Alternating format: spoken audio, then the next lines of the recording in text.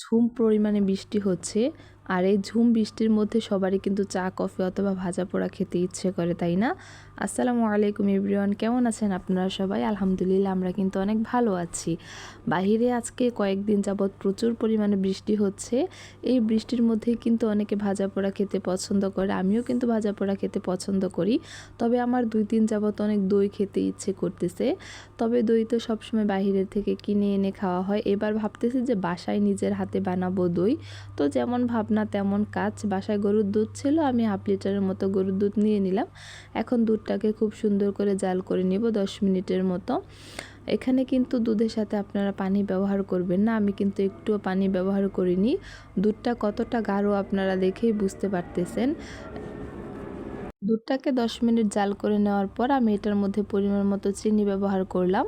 এখন খুব সুন্দর করে মিক্স করে নিয়ে আবার 10 মিনিটের মতো আমি জাল করে নিব। দুধটাকে একটু ঘন করে জাল করে নিতে হবে, তা না হলে দইটা ভালো হবে না। তারপর আমি চুলা থেকে নামিয়ে এটাকে ঠান্ডা করে নিয়েছি। দুধের উপরে কিন্তু দুধের স্বর দেখা যাচ্ছে, হলুদ কালার, আপনারা দেখেই বুঝতে পারবেন। এখন আমি আঙুলের সাহায্যে টেম্পারেচারটা বুঝে নিলাম।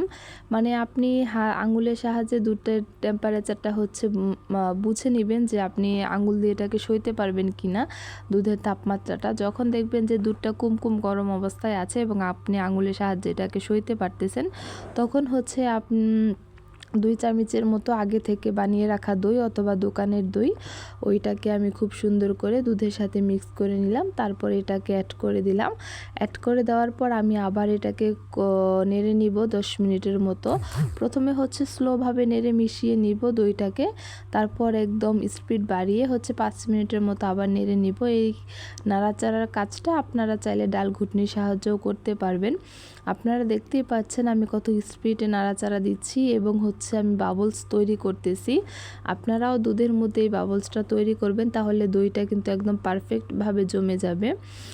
এখন মিশিয়ে নেওয়ার পর আমি একটি দইয়ের হাঁড়ি ব্যবহার করতেছি। এটার মধ্যে আগে দই পাতা ছিল, তো ওই দইটা আমরা খেয়ে নেওয়ার পর ওই হাঁড়িটাকে আর ধুয়ে রাখিনি, এমনিতেই ফ্রিজের মধ্যে রেখে দিয়েছিলাম। এই হাঁড়িটার মধ্যে এখন আমি দইটা ব্যবহার করব। তো আমি খুব সুন্দর করে দইটাকে দিয়ে দিলাম। নিচের দিক দিয়ে দেখতে পারতেছেন যে আস্ত আস্ত কিছু দইয়ের দানা রয়ে গিয়েছে, যেগুলো ভালো করে মিক্স হয় না, সেগুলো কিন্তু এখানে রয়ে গিয়েছে। আর এই দুধটা একদম মানে খাঁটি গরুর দুধ, যার কারণে উপর দিয়ে হলুদ হলুদ স্বর দেখা যাচ্ছে। আমি একটা স্টিলের ঢাকনা দিয়ে ঢেকে দিলাম। ঢেকে দেওয়ার পর আমি এটাকে প্রথমে জায়নামাজ দিয়ে ঢাকবো। তো এভাবে আমি 2টা জায়নামাজ দিয়ে ঢেকেছিলাম, তারপর উপরে আরেকটা কম্বল দিয়েছিলাম।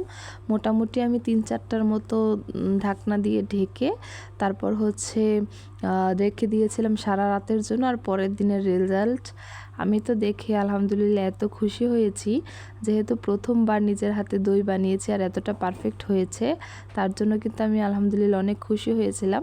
আপনারা চাইলে আমার এই ভিডিওটা দেখে কিন্তু বাসায় এভাবে দই বানাতে পারেন এবং আমাকে কিন্তু অবশ্যই কমেন্ট করে বলে যাবেন। আজকের এই দইটা বিশেষ করে সাফা মারোয়ার জন্য বানানো হয়েছিল, কারণ সাফা মারোয়া কিন্তু দই খেতে অনেক পছন্দ করে।